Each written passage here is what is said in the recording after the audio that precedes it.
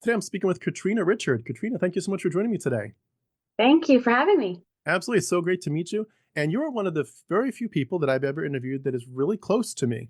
I interviewed someone like 2 or 3 years ago who's in Suwanee, and I interviewed somebody who's down in Atlanta. But Katrina's not too far from me here. We're just north of Atlanta, Georgia. So it's so nice to meet people in the same time zone, let alone the actual proximity to me. But Katrina and her husband and daughter lived, again, just a few minutes away from me here.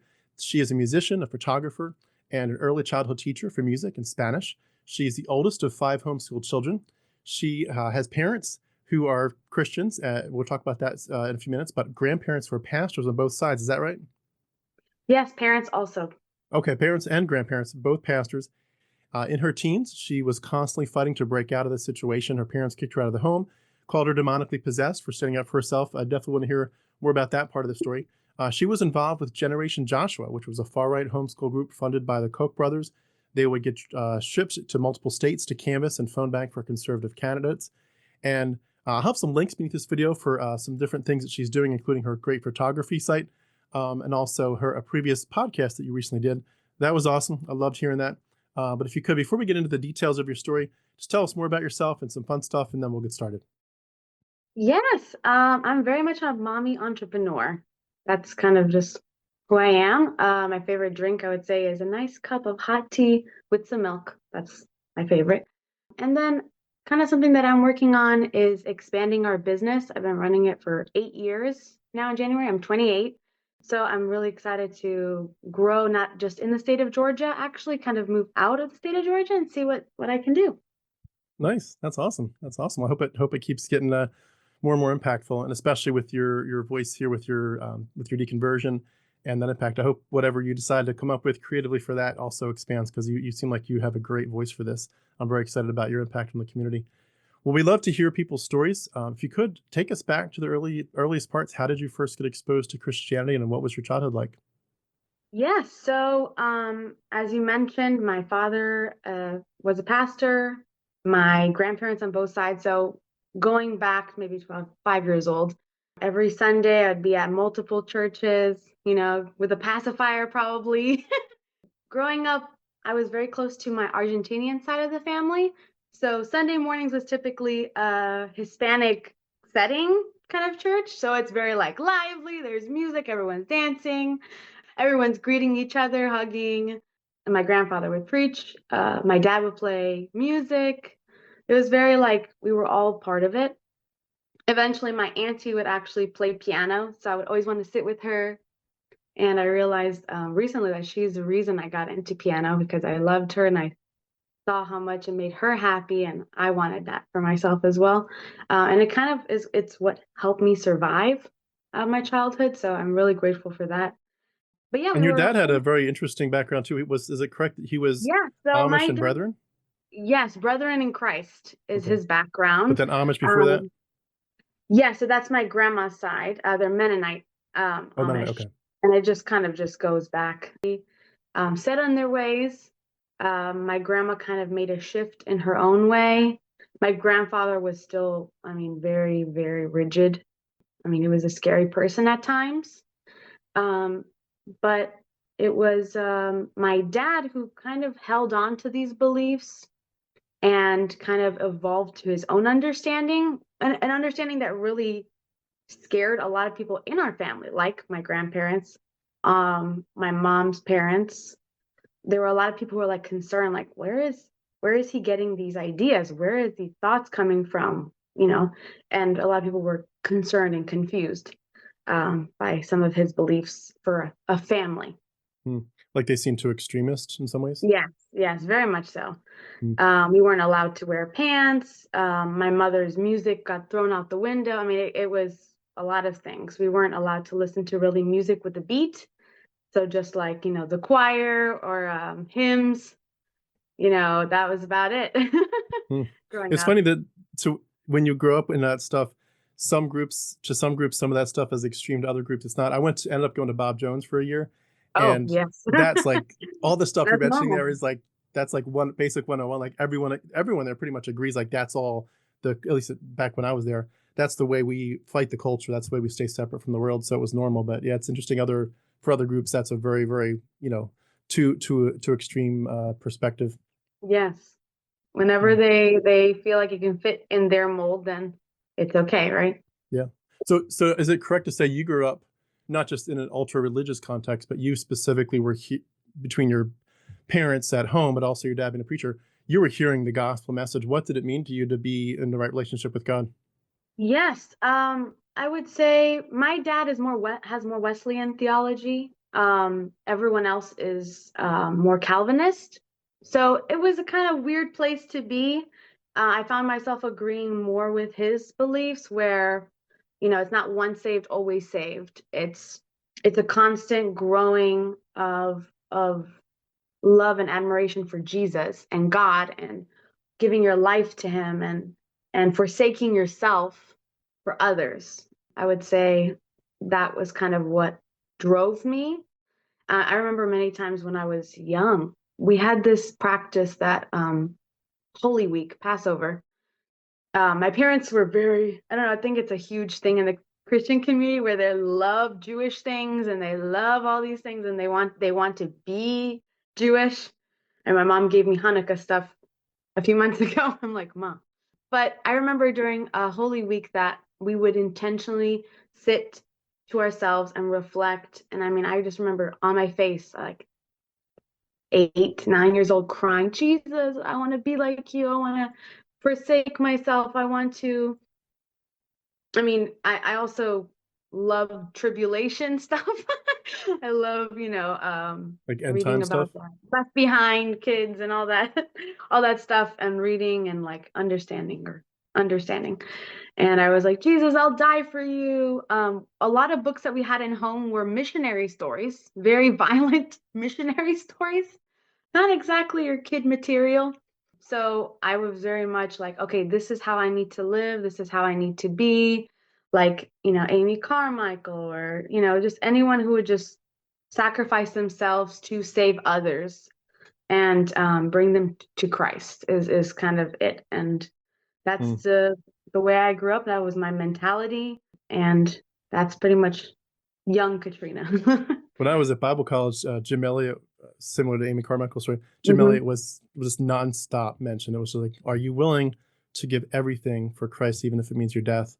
And again, that famous quote, he is no fool who gives up what he cannot keep to gain what he cannot lose.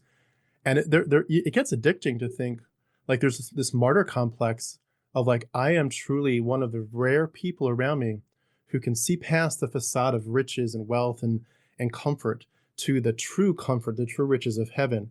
And that there is a door, a special door that's almost invisible to everyone else. The door is willingness to do anything for Christ, both in Hmm. terms of your daily sacrifice as well as your internal putting yourself to death, but ultimately being willing to be martyred for Christ and take the gospel to the ends of the earth. And that can, the euphoria that can be there of thinking, I am going to be one of the rare people. And you're thinking both, I'm humble, but I'm also kind of arrogant. Like, I'm one of the rare people that is willing to do everything because someday I want to hear, well done, good and faithful servant. I want that crown and I want a big mansion. And it can get addicting. It can get very addicting to think that, especially if you're naturally not that addicted to like all the normal entertainment stuff, or if you just got so sheltered that it doesn't appeal to you by default. It can be really easy to feel like you're so separate from the world, but also special in your fervor for Christ. I remember speaking to that. I remember being at one of our home churches situations. And the girls were asking me, why are you wearing a hat? Why do you have to wear a hat? Like, well, it says, I believe it's 1 Corinthians 11 or Hmm. 13, don't quote me, where it's like the women must have her head covered in the temple of the Lord. It's like Paul. And I'm like, well, this is what the Bible says, I have to listen to it. And it was just a weird struggle as my teens came on. I'm like, I don't want to wear a hat. Why do I have to wear a hat? No one else wears a hat. And my dad was like, no, you're wearing a hat. You have to have your head covered. So even in the extreme circle, we were even more extreme to many. And before you continue with the Wesleyan part of it, did that include the idea? I assume that you could lose your salvation if you backslid. Yes. So it was a constant, oh, I need to check myself. I need to check myself. I need to. And like I think you said, like death to self, death to self. What I want is wrong for me, and I can't trust myself because the heart is wicked, right? So anything that I wanted was wrong for me. Did you feel dedicated enough in your belief and your fervor for Christ that you felt secure? Or did you feel like you were at times in danger of losing No, it? no, I felt very secure. I mean, we were very, very sheltered. We were told we couldn't have friends outside of our family. So I felt as a child very secure, very like content. Now there was a lot of abuse happening too, so there was a lot of moments where, I'd go in the closet and Jesus, why is this happening to me? What did I do? I was talking recently with a cousin of mine, an older cousin, who, also could see, there were some things going on in our home as a child. And he kind of brought it up where he was like, well, you're suffering for Christ. And I'm like, no, that's not what I should be saying to myself as a child. I actually grew up reading Elsie Dinsmore. I don't know if you've heard of it. It It's a doesn't ring book a bell. series.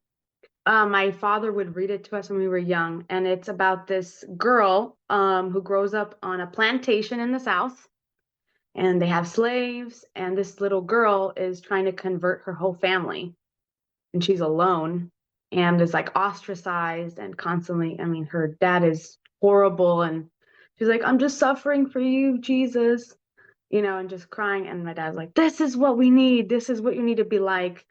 And so I very much took to that and like, I need to die to self constantly. Hmm. It's amazing the mind job that this religion is. Um, when at that point, when you were saved though, but you were starting to go through some of the harder parts of your situation. I want to dive into that a little bit more, but just for groundwork, would you say that when you were in a relationship with Christ and praying and you were sure that you believed, did you have times when you felt like you were truly close to Him in terms of your public worship and prayer and private time with God? Did you feel like it Not was like your good friend at all? not when I was younger. There was a period in my I would say 19 to 23-ish where I would say, "Oh yes, spirit," like the more contemporary version of my life. So I would say yes, there were moments where I felt something. I don't know what it was. I can say that confidently. I know the heart of Jesus. I don't know if that is Jesus, if that makes sense. So yeah, there are moments in my life where I've just been like, nature speaks to me, where I see something happening. I'm like, something is trying to tell me something right now, and I receive full understanding of this. And I'm like, what? And obviously, I've assumed. I was like, God, you're telling me this. You're telling me I need to do these things. I'll do it right now. Kind of life changes that have benefited me. So I don't know what it is, honestly. Hmm, gotcha. In terms of the abuse, just curious without you being specific in a way that's painful to talk about, but just as specific or generic as you want to be, what were some of the things that were going on in the home and the church that you would call abusive or traumatic to you and your siblings? Yeah, it would start at home, um, where it all started, I would say. There was a there were two controlling people in the home, and they were constantly competing with each other and using their children as pawns. So, and there was also, I don't know if you've ever heard of the To Train Up a Child book. Yeah. It's a huge extremist. Debbie Pearl and her husband. We got the newspaper thing every month with the stories. And so they really took that to heart. And again, this is where a lot of family members were concerned. My grandfather at one point flew in like the next day of an incident saying, we need to lock up your mother in an institution. I mean, many situations that had happened. It would range from mental abuse to physical abuse, but mostly physical abuse, where any outburst of anger could cost you your freedom in a sense. Any speaking out or disobeying, those kind of things, you would. I mean, there was a point in my life where I was living in a closet, off Hmm. and cut off from the rest of the family because I was evil and demonic and standing up for myself. with my mother, I would say it was more physical abuse where, hitting and drawing blood and that sort of situation. Now I understand now as a mother and an adult, she had 5 children with no help and no way out. So I can understand now that things were hard for her, but it's still, on the fine line where it's like, okay, how would a mother do this to their own children, Um, and my father, he wanted absolute obedience, no wavering, no options, do this or else. I'm grateful to say they're not the same person so they used to be.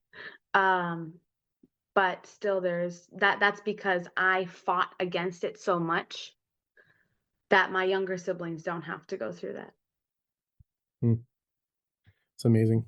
Amazing how it works. I've got so much I could say about all that stuff. It blows me away though. The dynamics just blow me away. And it's amazing to me. I don't know if you've thought about this in terms of connecting the dots, but one of the things that's really helped me to think through why Christian parents, especially of previous generations, and some still today, are so willing to do that to their kids, is when you really dive into the psychopathic nature of Yahweh, and Mm, you see him saying things like, I love you and I will bless you, but if you disobey me, I will not just discipline you, I will curse you.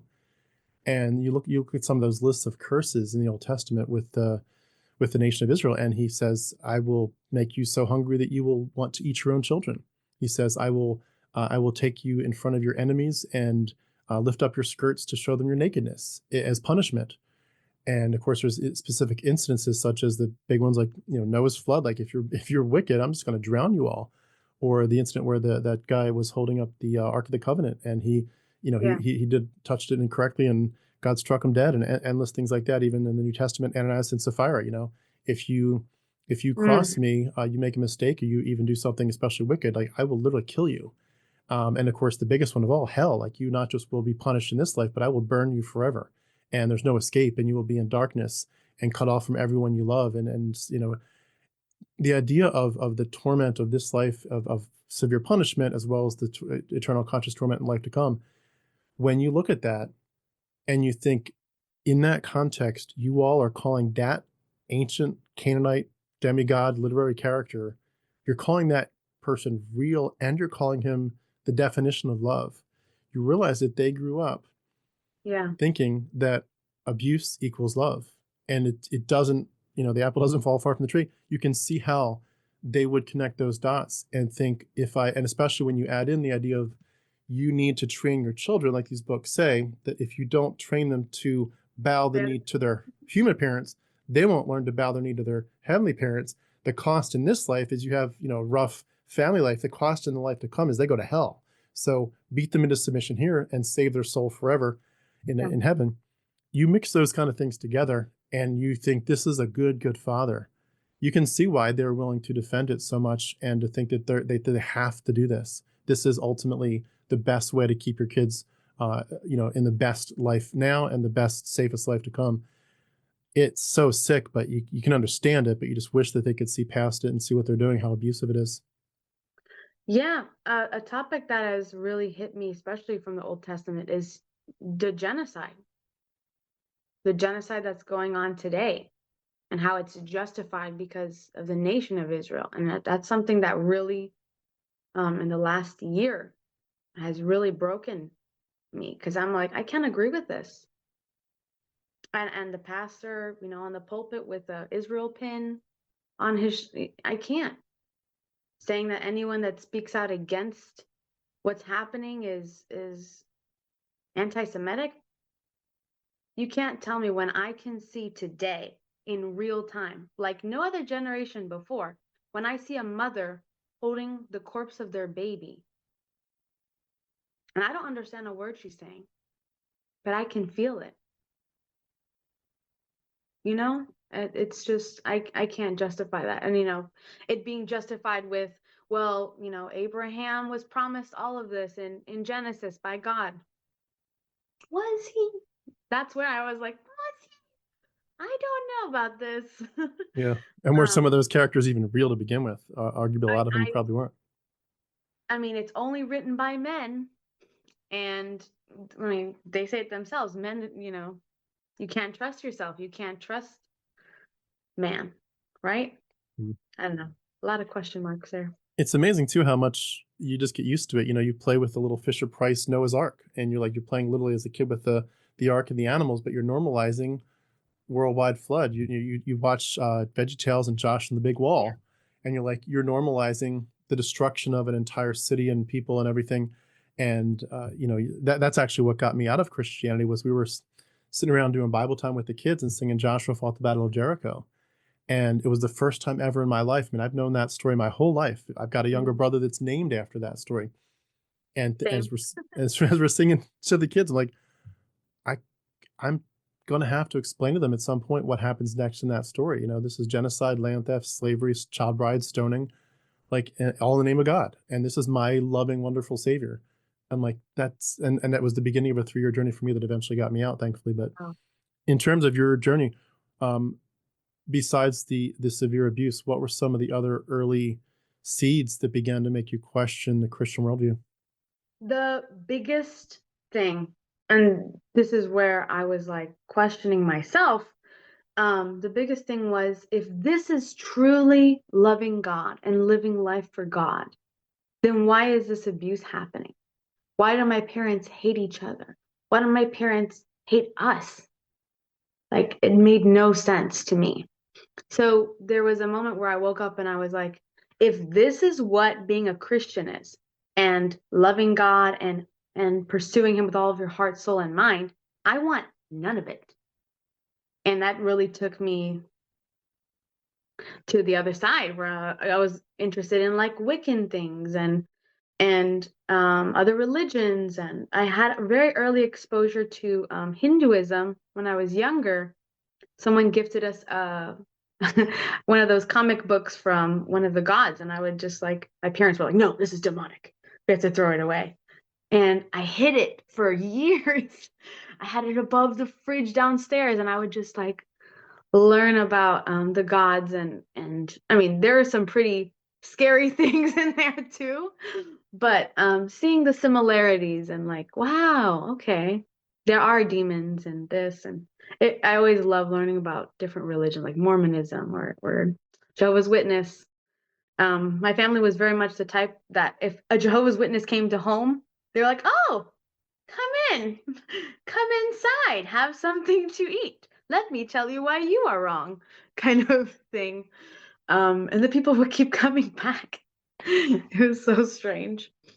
So it's a very interesting realm. But if that answers the question. Yeah, I was just curious, just to play devil's advocate.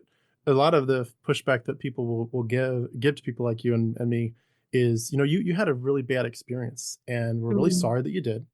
But that simply displays the weakness of humanity and the mm, fact that apart from God's grace and doing it His way, His biblical wisdom and the Spirit moving, that when you do Christianity in the flesh and you end up coming up with a human version of it, even if you have a gloss of Christianese, when you do it humans' way instead of God's way, that it does fail, and your experience illustrates that humans are abusive.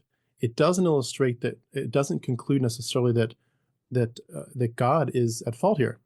This is just is illustrates more and more the need for the gospel, for God to redeem everybody, including people that do bad things in His name. And you'll also see variations on that, like you were just in the wrong church.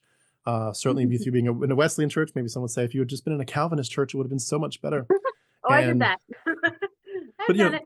there's all these variations on it, but they're all basically saying they're trying to gaslight your conclusions and say your experience was bad, but your conclusion that therefore that the Christian worldview is erroneous, and that this God character, if he were real, would be culpable in some way, is that's not accurate.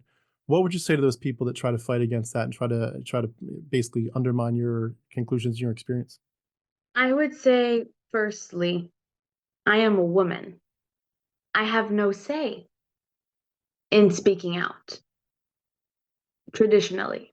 Like, if I had an issue with something, if I had an issue with someone um, making advances towards me, is an instance that happened. And I said, to one of the church leaders, someone is making advances towards me.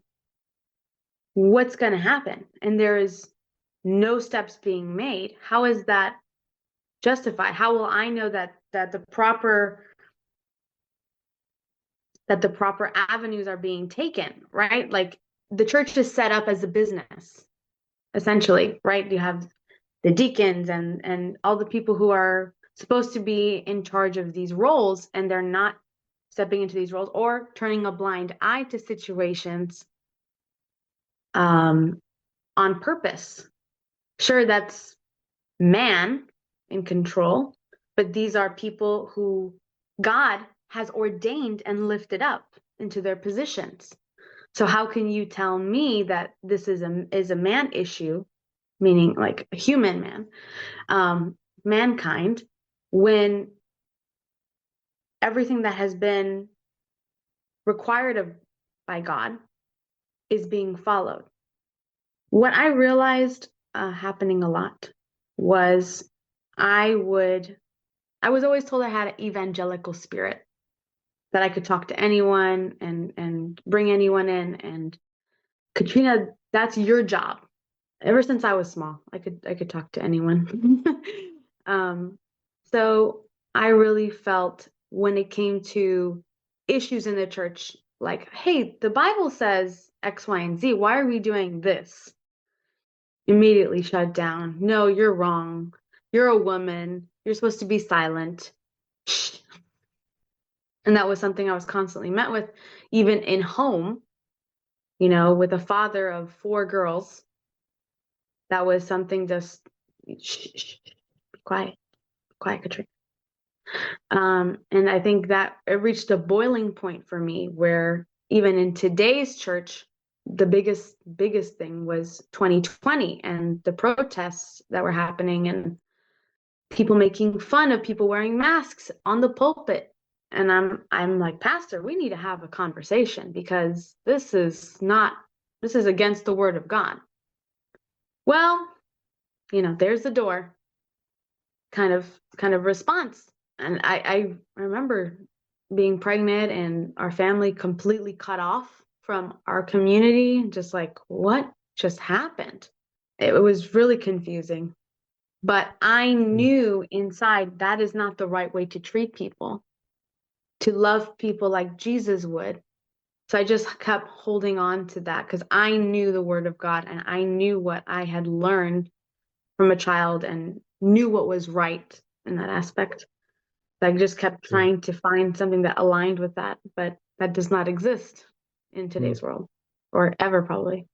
I think for a lot of us too, those kind of situations that you're describing, even though any one of them might not deconvert people or make you question your faith or even just kind of be more liberal as a Christian or feel like you just aren't close to God in some way, each one of them isn't necessarily the one that clinches things. But when there is a pattern, a long pattern, especially when you see it not just in your life, but others around you or in the culture, you do eventually have to question, like, where is God in all this? And I understand where people's objections come to, but I think it becomes a cognitive dissonance that you just eventually can't, like trying to put more and more and more stuff on a shelf that's starting to fall off the wall. Eventually, it's just going to fall. And I definitely struggled with the idea of using my own personal experience and pain and loss as a consideration, even as a reason to question God. But I think it also brings up the idea of like, okay, well, God, you can see that these hard things are making us question you.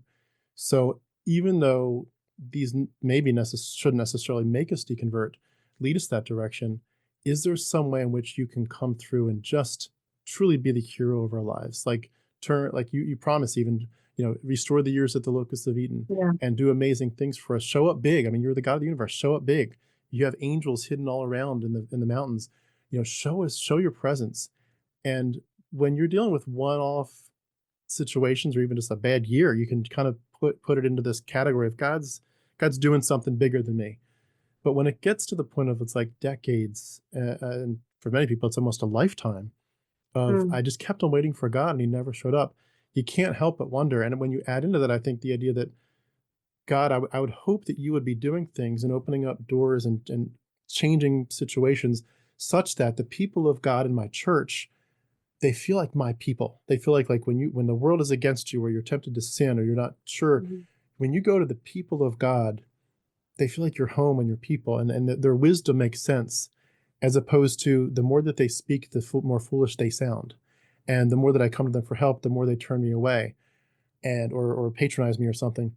And Mhm. when you add that all up for years, eventually I think it does, it number one makes you think those aren't my people anymore, which is itself a big deal. But number two, like, where was God? Like, why, yeah, God didn't make those people do bad things to me, but why didn't he show up at some point and show that he is still in charge? And I think for a lot of us, especially when you're more Calvinist like I was, you just keep on putting it on, like, God is doing something so much bigger. And someday, whether it's in this life or in heaven, he will kind of pull the curtain back and show you what he's been doing. And you will kind of, like Job, saying, God, I repent. I put my hand over my mouth. And like, wow, what a grand tapestry you've been weaving this whole time. Who was I to question you? And you just humble yourself under that. And you think it almost becomes a pride thing to say, God, I don't even want you to answer my question of why won't you Yeah. show up big. I want to have the eyes to see that you may not answer my questions till heaven itself. And I will simply, whether you give and take away, I will bless your name. And whether, even if you slay me, I will still praise you. And when you get to that point, you feel so proud of your faith that you stop asking God for proof, and you just say, I will not test the Lord my God. I will simply love him and obey him. You get that in your psyche deeply. And boy, oh boy, can you put the cognitive dissonance away for so long. But eventually for a lot of us, it creeps in. You can't ignore it anymore. Yeah, when it affects every aspect of your life, you can't ignore it anymore. I always was a why person. Why are we doing this? Why are we doing this? My 3-year-old is doing it to me. I'm like, she's a strong woman. That's um, awesome. yes. So, and constantly it was like, well, this is what God wants. This is what God wants. This is what we need to do. And the older I got, especially after that rebellious teenage period, because I went right back into it. There was I would say 12 to about 18. I was a free spirit, as you would say. And Was that then when they accused you of being demonically possessed? yes, yes. Okay. And then I rededicated my life to God. I got baptized by my own volition. I was like, this is my choice, not because grandpa says I need to do it or whatever, or my mom says, go up there, go up there. Everyone's going to accept Jesus. Go, go, go. You know, I was like, this is me reclaiming my life and giving my life to God on my terms. So that was a big pivotal moment for me. I was at a point where I'd go to 4 churches a day for fun. Hmm. I would first go to the Presbyterian church, then go to the influencer church, then right after that, get some lunch, lead worship at the Nazarene church, and then do kids ministry at the big church in Dawsonville that has miracle water. People are lining up, they're selling the water, they're building more pools. Wow. So that was my Sunday. And I remember just laying down like, oh, this was a great day, Jesus. Doing it for you. Let's do it again. And just living my life that way. Hmm. So Big once you shift. were more on fire for the Lord at that point, what took you back out of it at that point? Because it sounds like you already had some seeds of doubt once you were so close to the Lord again, Yes, so to it speak. was it was very much what you were saying, but well, people were like, "Well, I'm sorry you had a bad experience, but this is truly God. Let's lean into Him.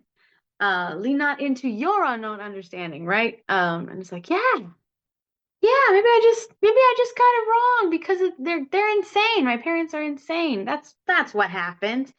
And experiencing for myself more, and man, the life situations that were happening, there were points where I didn't even have enough money for food during those points of my life. And God providing for me. Like, wow, thank you, Jesus. I had no gas to go work today, and now I have $20. Thank you, God.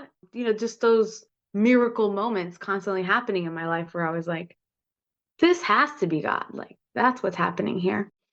So I really credit meeting my husband at the time, boyfriend, to the next phase of growth. He did not grow up in a traditional religious household. I mean, not saying that mine was traditional, but it was a little more extreme. But so seeing his prospects and view on life really opened my eyes. And a lot of the people at that time, I was very close to the Calvinist group, where like we're meeting in home every week, we're meeting for prayer every Tuesday morning. I mean, very, very much involved. And hearing their words of caution, we're like, oh, he's leading you astray. He's going to cause you to sin. He's distracting you from the Lord, those kind of things. And what was funny was I had a Jesus journal at that time. And I mean, I was going through college, really wanting to fully throw myself into creating, a music school and Jesus, this is how I feel. You're going to show me the way. I was like, Jesus, I was engaged multiple times, but the last engagement really was really hard. And I was like, Jesus, I'm scared. I don't want to be involved with someone else and be hurt again. I can't go through that again. And I just felt so much assurance, like this is what's supposed to happen. Just trust me. And with every time we would hang out, we'd do something, we'd go walk somewhere and like, oh my goodness, Jesus, I feel this. I feel it in my spirit. But hearing the Calvinists in the background saying, this is not of God. This is, the flesh is weak, those things was really confusing. I was like, okay, this is a person, the person telling me this is a 40-year-old virgin who is going to marry someone my age. Like, this is very confusing to hear. I couldn't, anytime someone gives me advice, I'm like, what's going on with you? Then I can fully accept the advice. Because if you're telling me like, yeah, live the long life, and you're like living on your couch, I'm not going to take your advice because I see who you are as a person. I'm like, that's not good advice. But thank you. Hmm. So what can I ask, just to dive into a little bit further, what was his worldview, and what were some of your conversations like as you were recording? Yes. So he wasn't set on anything, and what was crazy was during that time of meeting me and talking to me, he rededicated his life to God too, where we were like, oh, we're running together to God, let's chase after him, Jesus. And we got more involved with worship at that point. So we were, I mean, every Sunday playing at churches or whatever, and we're giving our gifts to the Lord, right? And it turned into, us getting married and COVID and having a little one, and just waking up and seeing, did we just hear that? Did he just say that? Because we would adamantly take notes every Sunday. I mean, we had like graphics on it, like we were we were both like, okay, kind of couple. And there were just points where he was being the baby Christian, the new person into it, where he was leaning more into me when I would say that doesn't sound right. That doesn't sound right, kind of situation. So he trusted me in those aspects, but he could see like where true human empathy was missing. Looking at someone as a human was missing. Looking at someone through the eyes of Jesus was missing. An instance of that would be one of our recent pastors decided to play an audio of a child screaming, help me, help me. Now, this audio was over a minute and a half of just I mean, there's like over 100 people in this place. This child is screaming, help me, help me. And that was so triggering to me. I immediately had a panic attack because that was what I heard daily from one of my siblings. So that I immediately I have a panic attack right there in the row. I'm like, like my husband is trying to like be there for me. and everyone's just frozen in their seats. Frozen. I mean, it felt like if I could watch from above, like it just did not seem normal, you know? And he was like, well, I played that because there was a kid who was getting his allergy shots. And that's how we sound to God when he tells us to do something. And I actually asked the pastor, I'm a very upfront person. So they came to our house. I told them I had a major issue with that. And people left and right of me were having major issues too. And he's like, well, that's exactly why I did it. I'm like, well, pastor's wife, you were sitting behind me, like a tissue, a hug, praying over me, something. No, well, I didn't want people to think that, what? That is not of Christ. That is not being Jesus to someone. If I saw someone crying and having I would like, oh my goodness, are you okay? Let's get you out of here. Let's calm you down. Like that's just normal human decency. Seems like human decency goes out of the window quite a bit Yes. with this theology. Anything to justify the word of God and man's interpretation of it. If I could piggyback off of what you said, just a quick anecdote too. The church I went to for most of my time here so far in Atlanta is called Perimeter Church in Johns Creek. Have you heard of that? Uh-huh. And I know some people there. okay, so I was there for many years, and I remember Wow. Randy Pope, the founding pastor, and I think he's retired now, but he was there for many decades. And on one of the services, he was talking about a specific person that had been counseling, and he had their permission apparently to share the story. But it was a woman who had a young child who had died, and she was really just having a tough time with the fact that this baby had died and had not lived, to live its full life. And he said to her, apparently, because he said to the congregation several times in several services, he said, I had to explain to this woman that you are never going to grieve properly unless your theology about this situation is correct. And so at that point, we're all, of course, sitting on the edge of our seats like, okay, what's the correct theology that's going to help us grieve something as horrific as a child dying? Mm-hmm. And he said, I told this woman, ma'am, you need to understand your baby deserved to die. Oh my God. We all do. The fact that you took another breath is a grace from God. You don't deserve to be alive this second. You should be struck dead for your sin. And he said, until you get that through your head, you will not grieve properly. And I remember just the shock of thinking, and in some ways my theology agreed with it to my shame, because, Calvinistically, you have to agree with that. It's true. It's a truism. But at the same time thinking, how do you say that to somebody? And it is amazing to me that I've said this before on this channel, but when you believe monstrous thoughts long enough, it turns you into a monster. And I've seen that over and over and over, both whether you're talking about parents taking spanking to an horrific degree beyond that, where it's even abuse. I mean, that the spanking enough isn't bad enough, but abusing children, or the theology that we're talking about, or endless other variations on a theme, and you end up looking back at this and saying, I was in a system, I was part of this, I was indoctrinated, but this was really, really toxic. And it helps, I think for a lot of us, it helps us to admit, not just is the deconversion about admitting Christianity as mythology and that these are literary characters only, and that this was just tribal writings, this is not a divine book, but to say that also once you admit that there's this whole second level of grieving that has to occur, where you say to yourself, my identity was stolen. I never knew who I was. I was told I was only something because I was in Christ, but also to say I was trained to see abuse as love. And you end up thinking to yourself, I need to reframe both myself, but also how I see everything and everybody. And it's a long journey, but it's a journey worth taking. But you have to start by saying this stuff is beyond toxic.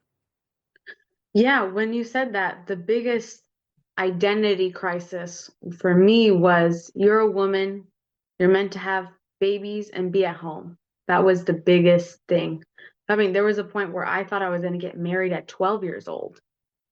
I was really scared of that. Just off of how my father directed himself. And I mean, if I talk to someone, my dad's like, well, we need to talk to their parents. I'm like, why? And then realizing what he was saying, I'm like, what? That was really terrifying. For a long time, I believed that my identity was this and that my only purpose on earth was to have babies and be at home and be the housewife. And I'm super, super grateful that the person I'm married to has no hold on that belief where, it's very equal, and grew up in a home where dad does all the cooking, and really good cooking at that. And that was really comforting, and it still is comforting to, not wake up and like, woman, where's my breakfast?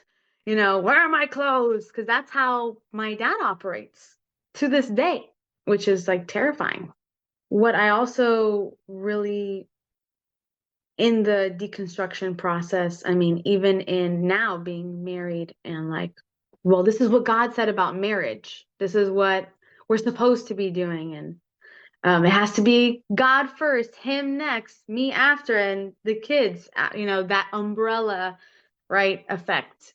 It has been very interesting. I've always been the more authoritative person in the relationship. We're like, this, okay, we're eating this today kind of person. And my husband has, okay, let's go. So I'm learning in that because I fully, like, I didn't want to have it the other way. So I've kind of like flipped it over, and now I'm trying to find the middle ground where we're like, we are equal here. That is something that I am learning daily in our marriage. And yeah, it's just so weird because everything I thought about marriage is null if I don't believe the book to its entirety. So it's like, what even is this? And it's just having to look at each other as people, and as empathetic as we can be to each other and our problems and our traumas, and understanding each other more. Yeah, it's an amazing journey. I love what you're talking about, and I love how gender roles and all that just it transforms so much, and especially when you realize that yes, there are strengths and weaknesses that we all face in our personalities, and there's some beautiful parts of masculinity and some beautiful parts of femininity, but everything gets distorted when we say somebody's in charge and someone needs to dominate someone else, and so many ways in which it just gets beautiful when you just say, I'm just here to help you thrive. I'm here to say that who you are and who you're becoming is beautiful, but I'm not here to dominate, and I'm not here to squash you. It's an amazing journey. I was curious with the anecdote you mentioned about when you were 12 and wondering about being kind of set up for marriage. Can you talk more about the courtship process that you were kind of expected to go through, but also any sense of purity culture that may have been a backdrop to that, like in terms of purity within courtship, but also just purity culture in general? It really started when I got my period, 12, 11. And my mother, I remember the day of, my mom's like, go downstairs. I'm like, okay. And my dad just turned around in his office chair. So I hear you're a woman. And it just turned into, again, going to the extremist side that my parents are. My dad wanted to recreate Jesus going to the temple at 12. And he did. So I had a whole ceremony. Thankfully, mine was more low key. My other sisters, it was a big deal, huge. So I know that purity culture has taken a huge hit for them more than for me. But yeah, there was a ceremony, and I was told, we don't date, we don't have boyfriends or girlfriends. It's commitment to marriage and marriage. That's it. So the first person that I first liked, I had met at Generation Joshua. We were canvassing, and I was like, wow, I really like this person. We were sharing headphones together while we were in the car going from, neighborhood to neighborhood. And I quickly realized that I couldn't talk to him without supervision, which was something new. I guess my dad was like, whoa, whoa, whoa, no, we're getting involved. And immediately my dad set up a meeting to talk with the parents, and the parents were like, this is something different. I could only call him once a week with my dad's phone. And it actually it got into a deeper issue where this person was a person of color. And my mom's side, I never heard it from my father particularly, but from my mom's side of the family, well, no, he's black. No, no, no, no, no, no, no, no, he's black. And I was like, well, he's not even really black. He's Jamaican, Puerto Rican. Like, no, no, no, no, no. And that's a big cultural thing for my family in Argentina, where they're very inherently racist. And I didn't fully understand that at that point. So eventually it was such an issue to even talk to him or see him that I just gave up trying, and then pursued relationships in secret after that, because that was the only way that it would be, away from prying eyes. So, or having that expectation of marriage. I very much wanted a normal life. And that was something that I remember crying in a closet to God. I'm like, Jesus, I just want to live a normal life. I want to meet someone at school, like on Disney, or, because we weren't even allowed to watch TV, and I had to go in secret to watch the Disney Channel or whatever, those sort of things, just wishing for better. Hmm. And in terms of when you, as you grew up, the teenage years, did you feel ashamed of your body for the most part, or did you feel like you were okay? That was a big struggle. I felt like I was okay. I was very overwhelmed with the constant sexualization, which, it just hurt me a lot. I was like hanging out with some friends, like, you want to race? I'm like, oh, we're going? Okay, let's go. And realizing they were just doing that to watch my body parts flap around, that just really, really hurt. And it just took a life of its own in that aspect, where I was thinking about it this morning. I was like, I, to this day, can't wear something low cut or short without, like, oh, you're not being modest. You're trying to seduce people, that kind of thing. I'm like, I'm just wearing a shirt, man. That makes me feel good, and constantly having to battle that in my mind, every day, has always been difficult. Hmm. Was your exposure to sexuality and sex itself as a concept, just the understanding of how everything works, was that something that was put in a positive light in terms of, like, at least if you do it God's way? It was never taught. So that was it was an ad that came up, and it's like, what in the world is this kind of situation? And even then, I would say, looking, if I'm okay to say, looking at normal porn, it was just terrifying. I do recognize that there are moments of my childhood that I don't fully remember, and there are a lot of holes, but I know, especially after what happened to me in my younger years, that I just have had this negative connection to, traditional male and female, and I just couldn't watch that. So, what I eventually did to explore my journey would be erotica. That was easier for me to get into, and enjoy, and like, wow, this is beautiful to me. Maybe because I was obsessed with reading. I don't know. And eventually, in my later teens, middle teens, sorry, I realized that I was in love with a girl, and this person did not even know what they were about. So it was a constant toying of me, but it was still like, wow, I like this person. I really want to be there for this person. And telling my parents, they're like, blaming my lesbian aunt that I had met once in my life. you know, um, and no, this is evil. This is, my dad actually said it recently to me. It was like, it's someone's sins. Why are you talking about someone's sins? That was a hard hitting situation. Again, just going into this is God. I feel like this, and I don't feel wrong for feeling this way. Um, and I think that God can accept me for whoever I like, right? Um, that just didn't add up to me. Uh, I'm so grateful that I'm in a marriage where I can feel safe. That's the biggest thing for me being an adult now, and like, and not have to feel shamed for what I believe in, and or I just have a really, really great person. Mm. That's awesome. Such a cool thing to be able to say that. So going back to the actual deconversion process, as all these different stories and topics are coming together in your mind, what was it like in the final stages where you finally had to come to grips with the question of, is the Christian worldview true? Is the Bible divine? How did you actually escape Christianity? That has happened in the last few months. We were involved with a local church, and I mean everything looked and sounded right. I mean, I went to that connection meeting. I'm like, Pastor, what do you think about this? Okay. Pastor, what do you think about this? Oh, all right.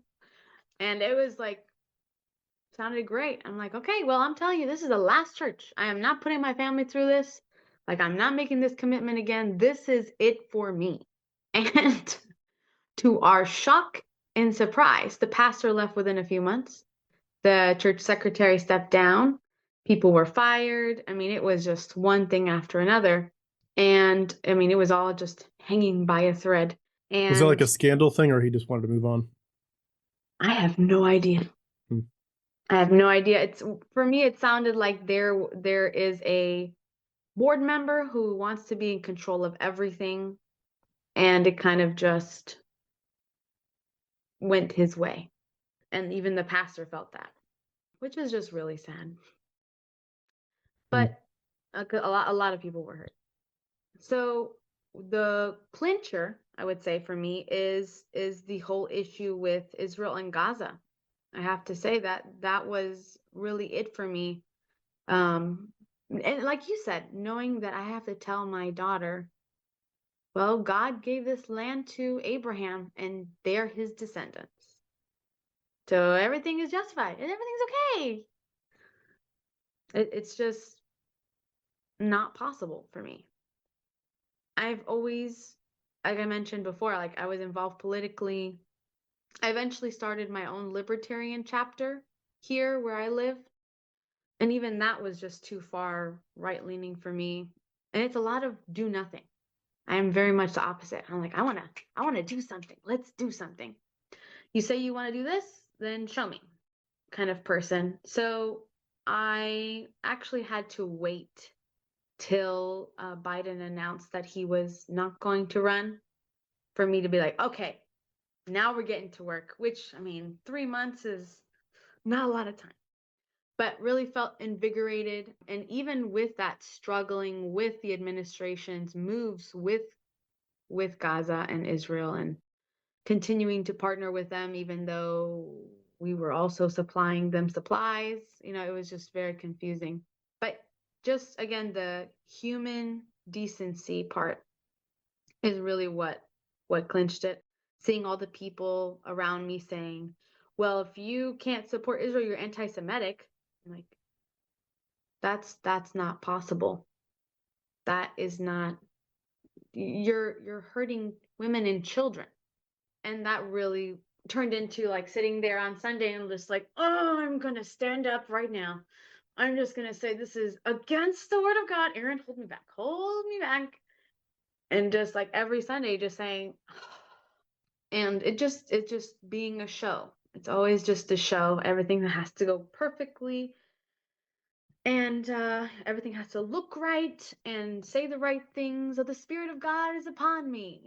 All of those things. It just became so the spotlight came down. What was it like the minute that you said to yourself, maybe I'm really not a Christian? Was it a Ooh, shock to you? yes, it was, because if you heard my last interview, I was still very much like, well, I know Jesus and blah blah blah blah blah blah. And now it's not that. And even with my daughter, she goes to a Christian preschool. It's a Methodist school, but I still struggle with what she'll hear every day. And like, oh man, I'm gonna have to tell her about why women, and that's the core thing, why women aren't mentioned as much in the Bible. Or why was Esther taken in and ripped away from her uncle? And, those kind of things where people that, oh, I want to be like Esther. I want to be like Ruth, meet my Boaz, those kind of things. And it's just a hard situation. I think that was the big thing where it's like, I don't want her listening to this crap.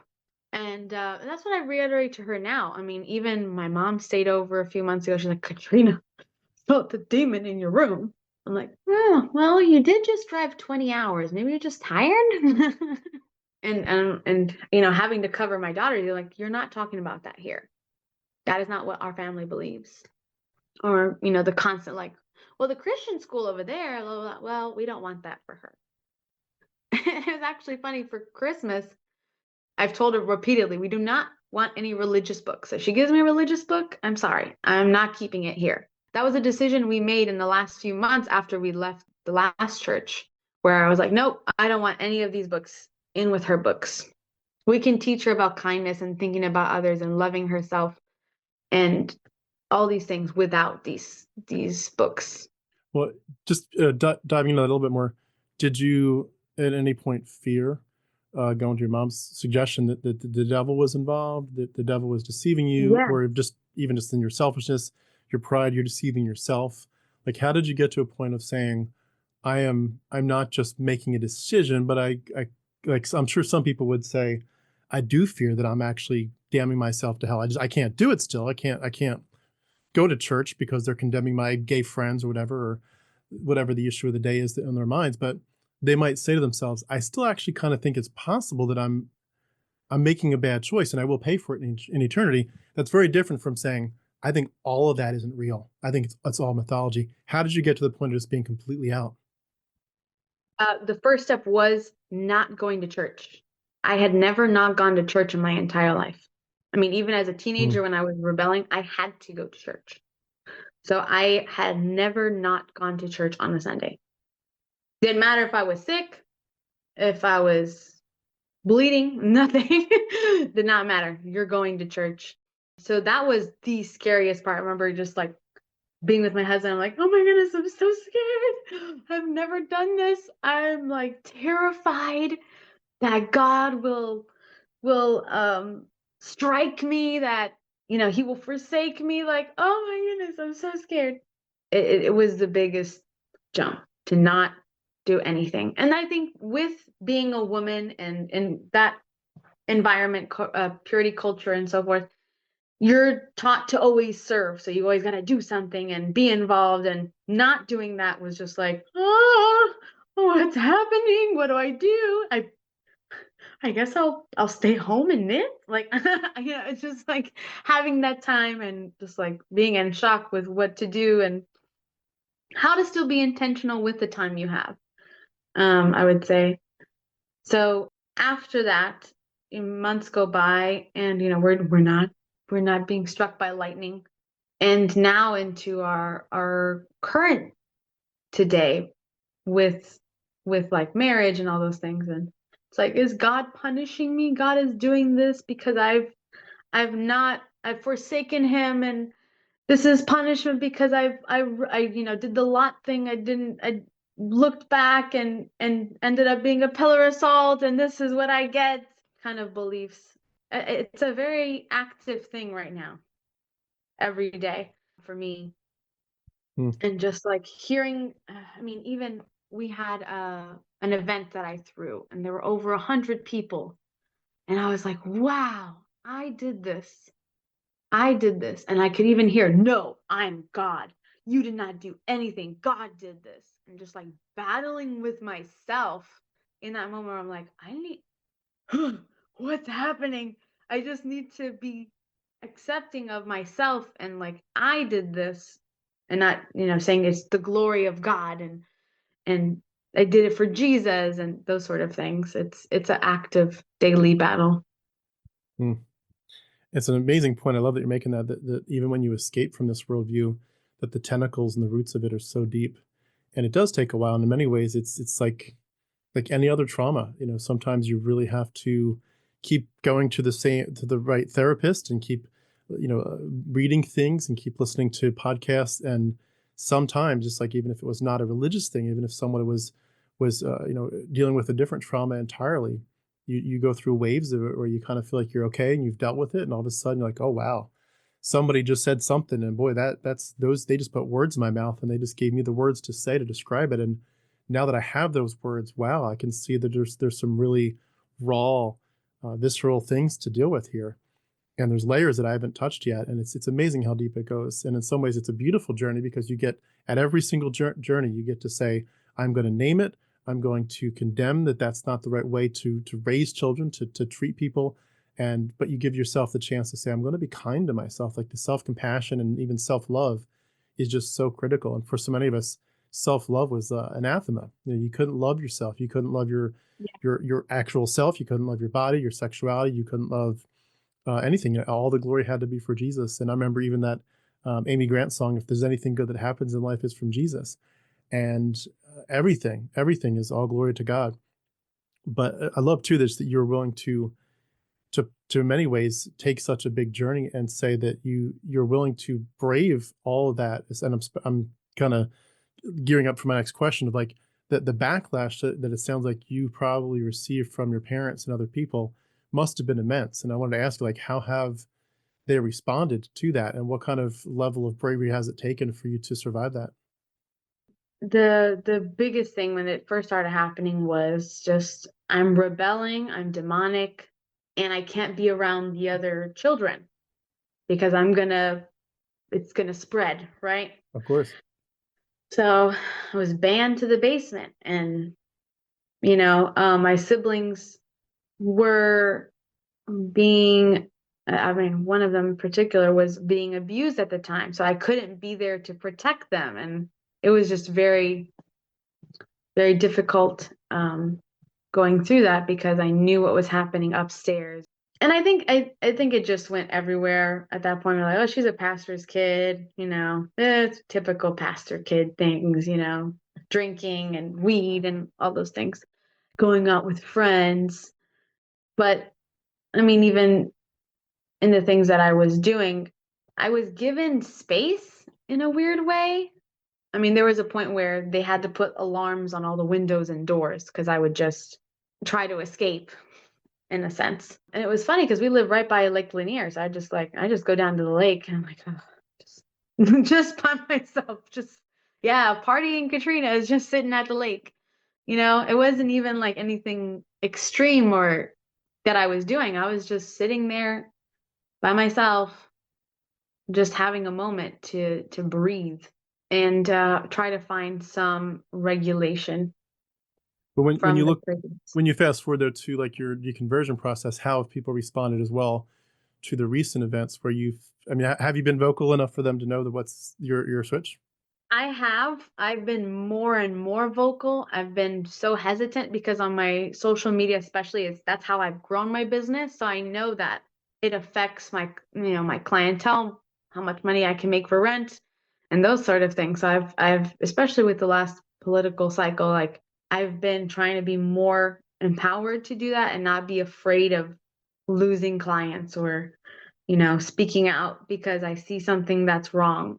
So personally, I have not had anyone come to my face and say, "Ah, Katrina, you're a liberal now." Ah, I have not had that. I wish someone would, but it's more probably behind closed doors where they're like, "Did you see what you oh my goodness, did you like that sort of thing?" My family is not confronting me at all. I've also stopped talking to my extended family due to a number of reasons. I've just wanted to protect my family. So I've made the conscious decision, okay, that means no more of this. That's it. Bye-bye. Can you assume correctly that they're probably thinking of you as at this point most likely backslidden and potentially to the point where you're lost and Yes, therefore a yes, heretic and I am apostate and the woke liberal of the family. mm. Sure. So they're afraid that you're going to hell, but they're also afraid that you're going to bring anybody else that you can influence with them. Is that fair to say? That is fair to say. I haven't had any attempts of reconversion. and I would immediately laugh those off. But I have not given space for that to happen. Also, again, I'm very like, this is what we're doing. That's it. The conversations I would say that sound more like that would be from my older grandfather, but I've even tried to say to him, like, look, I believe women should be pastors. He's like, whoa, whoa, whoa, whoa, whoa. Even that's still a difficult conversation for him, being Southern Baptist. So no, I personally have not to my face had any backlash. I do know that there are rumblings and mutiny conversations, but personally, I am very as lonely as it can be in the way I grew up with uncles and aunts and cousins and all those things.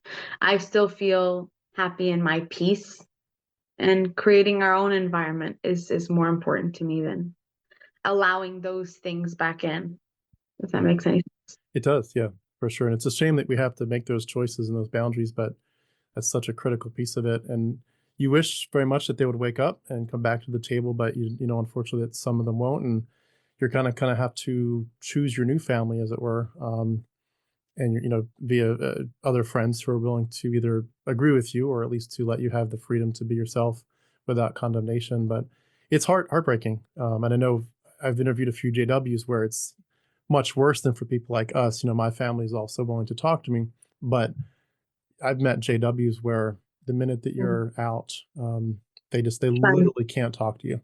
Even if I remember one guy interviewed, he when he escaped Jehovah's Witnesses, his son was like a teenager, I think, and his son had to cut his dad off, and so his son got older, got married, has a baby. None of them can talk to their own father and Wow. grandfather. It's just over. So it breaks my heart, but at the same time, we know that they just won't respect boundaries, and it's a fascinating dynamic of how Christianity to me is like a virus, where it has to replicate, it has to replicate, and it has It to has to bear dominate. fruit. Yeah, and it has to be in charge. It has to say, if I'm not in charge, if I'm not making all the rules, if the Ten Commandments aren't up on the school walls, then you're oppressing me. If Christianity isn't front and center, then I'm being oppressed. As opposed to, we can have many voices and different opinions. Fascinating to see the way that they have this complex of being martyred and persecuted at all venues if they're not completely Yeah. in charge in the White House, whatever. Yes. No, I mean, I heard that all the time growing up. Oh, the liberals and the Democrats are evil and all these things. And that's what I've tried to bring to discussion with modern day Democrats. Like, I grew up this way. This is what they are teaching children, that you are evil because you believe in abortion. Like, you are evil because of trans rights. You are evil because you want to help people on Medicare, you know. And I think there's still like a disconnect with that. They don't fully understand that. um and what I think is terrifying too is, especially with things like Generation Joshua, they have been for years creating an army of sense to be doing the things that they're doing today and training. What's funny is, I mean, a lot of the people that I know that went through those kind of groups, they're now like me. They're not part of these groups, and you know, they have Black Lives Matter on their social media, and they understand the assignment, and that's just comforting to see that it wasn't just me. But there are people that I grew up with that are missionaries on the other side of the world, and every year having another child, and I, you know, worry about those people, and some people I can't even find on social media that I grew up with. What happened to them? You know, that's just scary. Yeah, yeah, it is. And their Christian nationalism is definitely a stealthy thing. They've been working on it for years. They're very well funded, and it's definitely a big deal. I do want to just ask a couple maybe wrap up questions. I guess maybe um, since this is so fresh for you, how is the healing going? And maybe what are some of the biggest things that you feel like are on your radar as you examine yourself and your identity and reclaiming yourself and figuring out, you know, where do you go from here, but also who are you, knowing that you've seen yourself through a false grid and you've seen yourself through the grid of the Bible and Christianity and Jesus and the gospel, and now you're able to see yourself as completely separate from that, reclaiming your identity. So much rebuilding, but also so much healing to go through. What would you say are some of the biggest things on your plate right now, or that you're sort of moving into, that will really be critical for you to be able to get to the next level of healing, and saying, I am not just like a victim of Christianity, but I now have a life to live, and this is how I'm going to live it. And I know that these are the building blocks. What are those building blocks for you right now? Yes. Number one, I would say, is learning to love myself. I mean, even to this day, I struggle looking at myself in the mirror. Um, and being kind to myself. And that when that is not okay, there are a lot of other things that are not okay. I'm very much stuck in survival mode. So Would you, with the learning to, self-esteem stuff, would you connect some of that to the total depravity and original sin concepts? yes, yes, where like you're not supposed to like yourself. You're supposed to forsake yourself and put God above everything.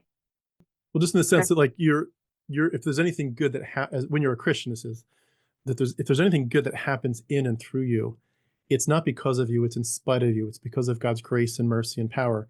You're basically, your job is to be an empty vessel, getting rid of yourself like a pipe, and so that God's spirit can just flow through you. But it's nothing good is because of you. It's in spite of you. Yeah.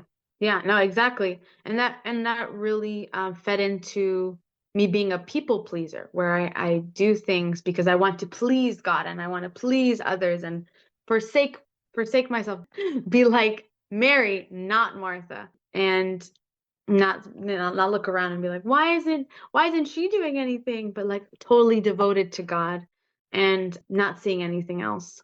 So yes, I would definitely say that those come into play for me. Currently going through, like, especially with this last Christmas season, what do I even tell her about Christmas? Do I put up my nativity? And she's hearing these things from school where she's like, "Baby Jesus, Jesus loves me," and like, well, those are great stories. Just trying to wrap that up and not confuse her is key to me. Another thing that's really big is I grew to understand that I have the opportunities that I have to minister to others, and realizing that that's not what's going on here, right? I very early on, especially while involved with Calvinists, they quickly realized that I am in a community that most people are not involved with. So they're like, "Katrina, God has called you to be a missionary in your backyard. This is amazing. You have to call, bring the gospel to these people. Like, this is great news." And what I've realized is that black and white, we're going to heaven, everyone else is going to hell mentality is null, right? That's insane. And I've actually had conversation with some Hindu clients that I have where they're like, that is so close-minded. Like, they can't even wrap their heads around this concept where it's like heaven, hell, that's it. That's it. When they have 30 million gods and universes and all these things, it's just so Reincarnation. small. Yeah, it's so small and small-minded. I've had some of my clients, say, "Hey, my child needs to get into a club. We were gonna try this Christian club." I was like, "No, please do not do this. If they even hear about the temple room that you have in your home," and I had to say this because that's the reality of it. They will sit your child down and tell your child you are going to hell for believing in Ganesh. And they were like, "What?" Like, they could not even understand that. I'm like, this is the reality of Christianity here, especially in the South. Hmm. You It's know? ama- it's amazing, as a quick aside, that for so many people, that arrogance, I think it really, I can't say this for every Christian I've ever met, but for a lot of them, I've really questioned if what's behind all this is really just, besides the fear of the other, the fear of the other perspective, the fear of someone being different, but also Mhm. just a real strong racism and a real strong sense of white supremacy. I see it in little ways all over the place. I see it in big ways in some places. And for so many people that I've been around, I think you're not really afraid of Ganesh. You're not thinking that Ganesh is a demon. You're afraid of brown people being equivalent to you, and someone of a different perspective being in charge or something like that. And Mhm. it's amazing when you think both of the racism and the white supremacy as well as the patriarchy, that it's got to be men in charge, and that's obviously going on in huge waves and on steroids in the White House these days. But you just think, even in church, so many of these things are since we know that God isn't real and Jesus isn't real, it's like, well, what actually is happening here? If they're not fighting for Yahweh, what are they fighting for? I think that they're fighting for white supremacy. And it just, I know you couldn't put that on necessarily every Christian, but I see Mhm. it enough that I do think that it's a common thread. I don't think Christians can see it. I don't think it was necessarily true. I say that because I don't think it was true for me. One of my best friend growing up was black. I don't think I grew up with it, and maybe that was just some differences of my particular upbringing. I loved black people. I loved other people, races, but I see it more and more, and I really do think that there's some things there to uncover. And I think for a lot of us who escape Christianity, we have to admit to ourselves that we had some racist underlying things going on, and it's humbling. It's humiliating because, like, I was really not just part of it; I was defending it. Yeah. Now, so I don't know if you want to respond to that at all, but it's Yeah. interesting to observe. That is something that my 3-year-old is not a normal 3-year-old. And she's very perceptive to what's going on. And we were at a friend's house, and they're a person of color. And we were reading a book about Ketanji Brown, the Supreme Court justice. And in the book it said people like her couldn't do these things. And so both of the girls were really confused because they're the same, almost same in age. And so I had to explain to them, like, your friendship right now could not have been possible because of your skin colors. You know, people were treated less than because of the color of their skin. And I can't say this to her yet, but like all of it justified by the word of God. And then that is just terrifying to even have to explain. Yeah, It's crazy. I dread when I have to, but I have to tell yeah. her You one day. mentioned before your amazing husband. Um, how has his journey been? If you don't mind my asking, I know maybe we need to do a separate interview with him someday. But without you putting any words in his mouth and all that, could I ask, has he joined you on this journey? Is he also out of Yes. Christianity? Yeah. So I'm again, he got into it as a baby Christian and then just saw all of this and was very confused. And no one really tried to pour into him, which was incredibly disappointing. Even as he never really had people pouring into him ever. So I was really hoping that once we got into these communities that people would meet him and you know just be a friend or be a soundboard. And constantly over and over again he was failed and not shown any sort of friendship outside of, here's the guitar, play the guitar, here, lead this, do this. And so I'm really grateful that he felt the same way as I did, in that. And I think I would say he was the same as me, where we don't even know what to believe, but we know that is not right. Yeah. Um, that's what we do know. I would say it's sad that they didn't kind of pursue him more to care more about him. But in other ways, I say this kind of jokingly, but it's kind of good because, when you do get pursued and people do build into your life, Yeah. you can get sucked in so much. I mean, I had people arguably building into my life in a very direct way. I mean, I was sort of groomed and grooming myself to be a pastor and a missionary, and in that context, you're going to just naturally land in those circles. But I had men, mentoring me and building into my life for decades of my life, and in some ways, that's what keeps you stuck so long, is because all those little cognitive dissonance and doubts of, like, oh, that doesn't sound right. They have 10 different answers, and most of them are garbage, but a few of them sound okay. And so you're like, Hmm. oh, okay, we got good answers for that. And it's just amazing the way that works. But I'm glad that he did escape, and escaped both quickly without having to go through as much trauma as perhaps someone like you and I did.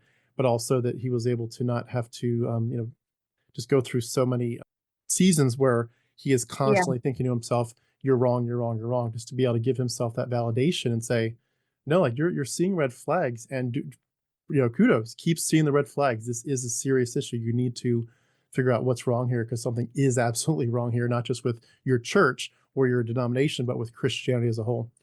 Can I ask, in terms of your story, I know I've asked you a lot, but two final questions. Is there anything else in your story that we didn't get to that you wanted to touch on today? And then could you also maybe weave after that a last word for anyone that's just going through the hardest part of this, where they're just like, this is crazy. I don't know what to do. My life is turning upside down. I don't know what to believe anymore, but this is nuts. And I feel depressed even about it. Like, what would you say to someone like that? Yeah. I think we had a good understanding of me, and I feel comfortable with that.